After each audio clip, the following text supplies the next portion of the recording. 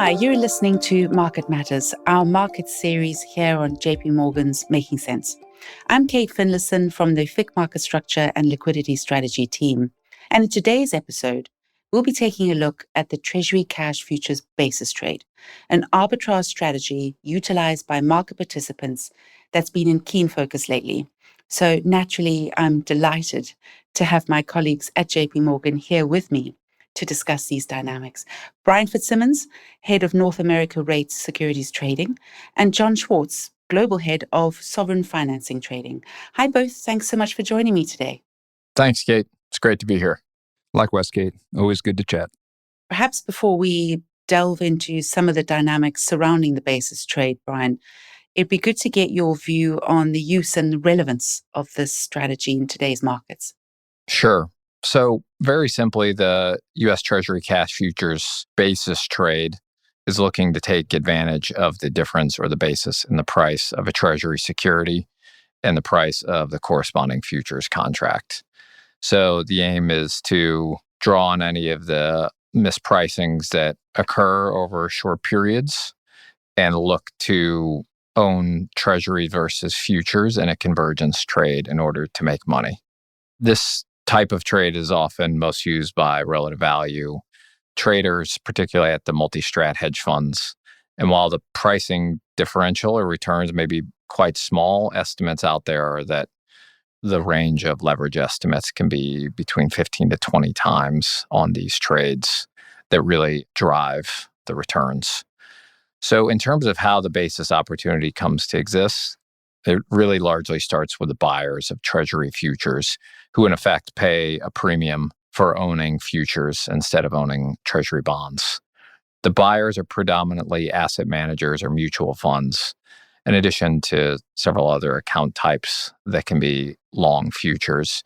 The study performed by the TBAC in its deep dive as to why asset managers use futures provides some fairly simple structural reasons. Some of them are simplified execution and operational flow of futures across many different sub-accounts, greater liquidity relative to some cash securities, and a big one is consideration around repo interest expense and reporting, and generally just flexibility to deploy Treasury risk quickly and anonymously to manage the risk. So a lot of the growth can be attributed to the use of asset managers buying spread product like U.S. high-grade corporate bonds to try to outperform their index. If you look at the Barclays Agg, for example, which includes treasuries, which are a growing share of the market, this is a common place in which analysis has shown this type of benchmark bet would be deployed. So futures come into play here because of many of the spread products have a shorter duration than the index. And so asset managers need to effectively replace the duration gap that's created by buying a shorter duration spread product in order to get back towards that index. And futures provide a very low cost, quick and easy way to get that duration back. This was a key feature of the TBAC presentation that speaks very clearly to a specific reason about why asset managers can pay this premium and they still can achieve their target returns in their fixed income portfolios, which is important to know. The basis trade has been in the spotlight for a while now, most recently with the market volatility following Liberation Day in early April when President Trump announced the tariffs. Yes, that's right.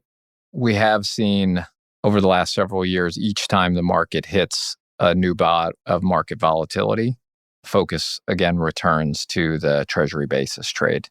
And this really all stems from years of post-pandemic analysis on the trade with a view from regulators to fundamentally address how can they make the U.S. Treasury market more resilient and how can they increase intermediation and transparency. So all of this that has been written has really made the trade a well-known risk, as well as a good metric, both of liquidity and stress in the market that gets attention when we hit these significant bouts of higher volatility. With that said, the basis trade itself did cheapen modestly, but it really did not show any signs of real stress through the post-Liberation Day market volatility. Additionally, there was very little position change in U.S. Treasury futures by levered accounts, suggesting that very little liquidation actually occurred. The place that was really the epicenter of stress in the rates market this time around was in swap spreads. Now, in terms of swap spreads, just briefly, what we're talking about with a swap spread is the benchmark index is SOFR for US dollar swap rate transactions. And a swap spread is going to be the maturity matched yield spread between a Treasury and that SOFR swap rate. So that's what we refer to when we talk about swap spreads. So before the volatility, what really I think was meaningful to note heading into April, the industry and the official sector were very heavily focused on enhancing liquidity and considering adjustments to aspects of the SLR or supplementary leverage ratio. This was a big focus for the general dereg topic in markets under the new administration. And there was a view by some in the market that if treasuries were exempt from SLR, this would increase bank demand for treasuries. We heard public statements about SLR reform directly from Michelle Bowman, who's the nominee for Vice Chair of Supervision, Chair Powell, as well as Secretary of Treasury Scott Bessent. So the markets were really pricing some expectation of SLR reform and relatively quickly. And you can see that in the spread move in Q1 where treasuries richened up in a meaningful way relative to swaps. And so with this focus, not only did the price change, but certainly risks were added to, in which we certainly know there's a good portion of the market and some leverage that added to swap spread longs to express this view. So once we hit material market volatility in April, in which there were certainly going to be questions about flows in treasuries, and as they relate to our general trade policy, that volatility was found most acutely in treasury swap spreads and have really very little to do with basis trades actually being unwound. That's helpful. Thanks, Brian. The Treasury futures basis trade is often a focus of research, with the official sector zeroing in on that buildup of leverage in the Treasury market. And really here, the concept of hidden leverage being the pertinent element. Why is that, John? Yeah, thanks, Kate. Leverage continues to be a focal point, right? Not only for traders, but for policymakers and regulators. The TBAC wrote a report last year which looked at the leverage used in relative value strategies by hedge funds. And if you assume a leverage ratio of 20 times, the study concludes a generation of 9 to 10% of annualized excess returns. So, leverage really is a critical component in achieving those returns.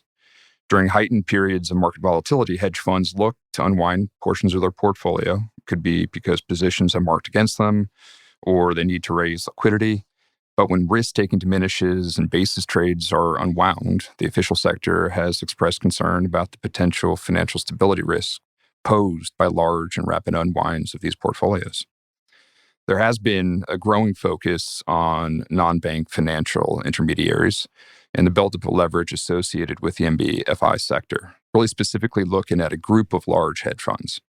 The Financial Stability Board has highlighted the difficulty in really assessing the leverage in the Treasury market and exposures towards these hedge funds who really spread their borrowing across both prime brokers and repo desks. Thanks, John. Okay, so when we consider this hidden element associated with the leverage, there are various ways to track the basis trade and quantify volumes from various data sources. So how do regulators get further transparency or comfort around the amount of leverage in the system? Brian, maybe you could start us off.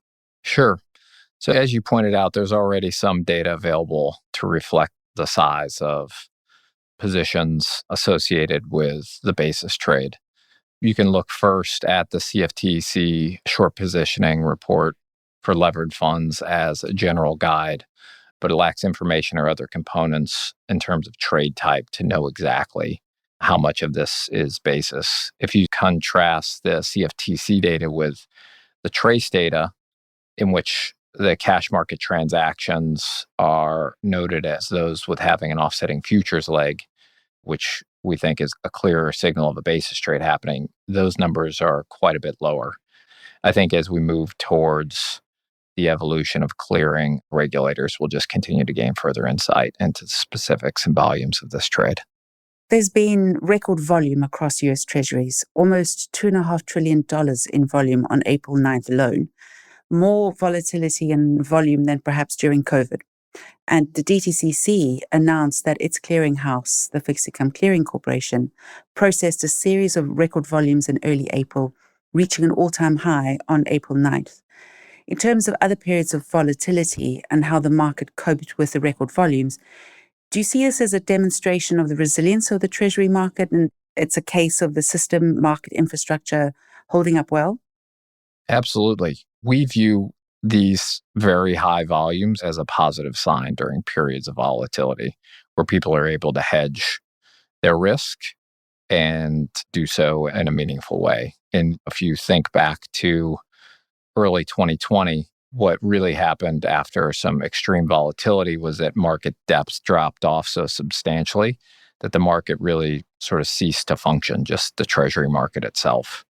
And so we definitely view these types of volumes that we can have such an unexpected vol shock to the market that substantial volumes can still go through as a very positive sign. And so while we do see that market depth did drop, that's always going to be something that is countercyclical to volatility. It was very far from the depths of the COVID levels, and it was also still above market depth that we saw in March 2023 during the regional banking crisis. So market handled it pretty well from a volume and liquidity perspective, I would say. Yeah, and even on the financing side, Brian, I do think that the financing markets were technically set up in April very constructively. But even on the market infrastructure side, it held up pretty well. If you look at the DTCC data, there's been meaningful growth in cleared activity over the last 5 years, both dealer-to-dealer activity as well as client-to-dealer activity. I'm sure you'd find that non-centrally cleared U.S. Treasury repo activity also increased meaningfully during this period. I think some of that clearly just a functioning of the market repositioning around that period, but really the driver of growth across cleared and non-clear activities, really driven by the significant growth in outstanding U.S. Treasury issuance. Exactly, John. Putting this into context, the amount of Treasury debt outstanding has grown significantly. Issuance has gone up threefold. And according to the Nonpartisan Congressional Budget Office, there's the expectation that U.S. public debt will exceed $50 trillion in the coming decade, doubling in size. So how does the market and official sector look to adjust in line with this growth? That's the billion-dollar question, Kate. And it's really the key reason that policymakers have been focused on improving Treasury market resilience and increasing intermediation capacity for the last several years already. For now, in addition to these efforts, if we look to what the market is doing, what's very clear, particularly through the month of April and where we sit now, is that the market as a whole has been building in more term premium into the U.S. Treasury market. And we're seeing that both in terms of swap spread levels, but as well as other term premium models like the Fed's own ACM model, as well as various swap spread models that you can read about in our own JPM research. I would say overall key concern has been that intermediation in general has not kept pace with the growth of the U.S. Treasury market. And so the Treasury Fed and other bodies are really working hard to try to address this issue to ensure resiliency and liquidity in the years ahead. There's been various proposals or thought pieces published on the topic. A Fed's notes in September 2023, if we look back that far, concluded that financial stability risks were facilitated by low or zero haircuts on Treasury repo borrowing. And that Fed's notes theorized about a 200 basis point minimum haircut and what that could do to reduce leverage, albeit, of course, recognizing the potential negative impact on pricing. This would arguably reduce the appeal of the basis trade. And a recent TMPG paper looks at risk management best practices, including non-zero haircuts. So while minimum haircuts haven't been implemented in any major jurisdiction yet, they continue to be part of this policy debate at both a global and local level. John, in your opinion, what would minimum haircuts do, and what could their potential impact be from a financing perspective? The debate around minimum haircuts, I think, in the U.S. Treasury market is a real important one to have. particularly in light of both the SEC's U.S. Treasury clearing mandate, but more relevantly, I think, just given the growth that we've seen in the U.S. Treasury market over the last number of years. Prudent credit risk management practices are clearly critical to the functioning of the U.S. Treasury market, and certainly haircuts are a tool available to dealers to really mitigate counterparty credit risk. However, we should also recognize that haircuts on a standalone basis is a relatively blunt tool to manage exposures. In other words, they do not account for risk-reducing activity elsewhere in a client portfolio. For example, the basis trade, where a repo borrower has an offsetting position in the futures market. In practice today, the borrower already pays a CCP-mandated haircut on the futures leg.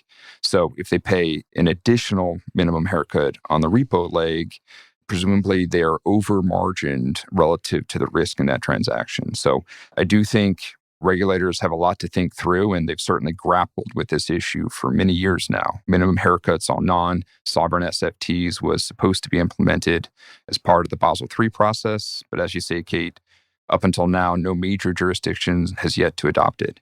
I think one of the reasons is really the complexities of accounting for these netting and portfolio effects across client positioning, in addition to the concern around potential repricing of sovereign debt markets to factor in the cost of this haircut. Nevertheless, we do continue to hear minimum haircuts raised as a potential policy tool. Most recently, the Bank of England exploring this tool in the context of the gilt repo market, and then again by the FSB and their work on addressing the risks of non-bank leverage across the system. Thanks, John. There was a recent Brookings Institute paper that asked the question about how the Fed Reserve could best address market stress events such as those associated with the basis trade. For example, adjusting regulations thought to restrict dealer capacity like SLR, creating a broad-based standing Fed repo facility so the Fed can lend to hedge funds directly, imposing minimum haircuts that we've just been talking about, introducing central clearing as well. But it's clearly not a case of having a silver bullet to mitigate risk or account for unexpected volatility. Or, here we go, could you introduce haircuts and do away with clearing? Yes, just to speak to, I'd say first, the Brookings Institute paper. I think what's more important than the proposal from this paper about the Fed being able to trade cash and futures in case levered funds come under stress from this trade is just a larger picture of what has been going on in the last several years. They're certainly now looking at ways to change SLR. The Fed has SRF in place and continues to look at ways to make it a more powerful tool, and we're obviously getting closer to central clearing. I would say for that paper, we think it's very unlikely that this would be deployed by the Fed currently. I think it certainly introduces concern of a moral hazard of the Fed underwriting one very specific trade of cash versus futures, in which these really are risk trades at the end of the day, and the market should be in a position of trying to properly size and understand the risks that they undertake. So these risks should not come for free. The idea of the Fed holding futures is one that we just don't see as plausible. In terms of SLR, which I think is much more important, our research team actually stated it quite well in a recent publication, which they titled "Helpful but Not a Panacea." Overall, the banking system does not currently appear to be leverage constrained. So we do not think it materially changes banks' appetite for treasuries in the near term with a changed SLR. One scenario for SLR relief, though, would be removing reserves, as well as dealer holdings of U.S. treasuries from the SLR calculation, which may help dealer intermediation capacity, which is quite critical at periods of high volatility when the system as a whole starts to become more leverage constrained. But without a major change to demand in treasuries, it will not simply solve all policymakers' concern about both leverage as well as the growth of the U.S. Treasury market that we're looking at in the next several years. Yeah, you almost need to take a step back and kind of consider the impact of all these measures more broadly. And I think when you do, it's clear that there isn't a single solution that's going to address liquidity and or risk concerns that may be pervasive across the market.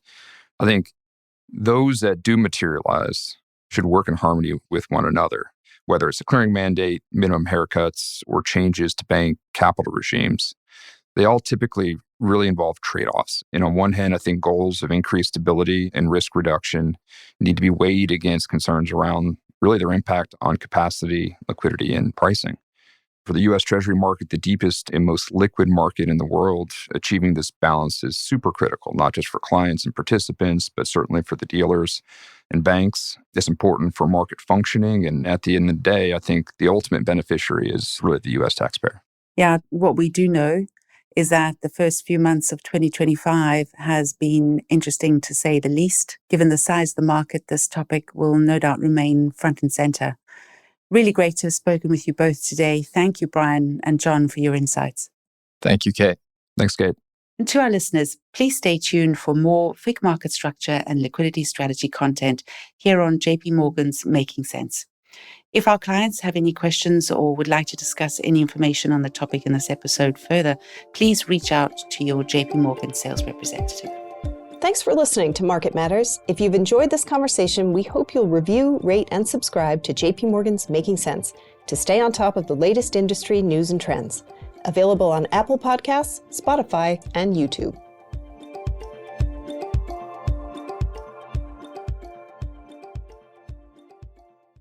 The views expressed in this podcast may not necessarily reflect the views of JP Morgan Chase & Co. and its affiliates, together JP Morgan, and do not constitute research or recommendation advice or an offer or a solicitation to buy or sell any security or financial instrument. They are not issued by JP Morgan's research department, but are a solicitation under CFTC Rule 1.71. Reference products and services in this podcast may not be suitable for you and may not be available in all jurisdictions. JP Morgan may make markets and trade as principal in securities and other asset classes and financial products that may have been discussed. The FICC market structure publications, or to one, newsletters, mentioned in this podcast are available for JP Morgan clients. Please contact your JP Morgan sales representative should you wish to receive these. For additional disclaimers and regulatory disclosures, please visit www.jpmorgan.com/disclosures. Copyright 2025 JP Morgan Chase & Company. All rights reserved.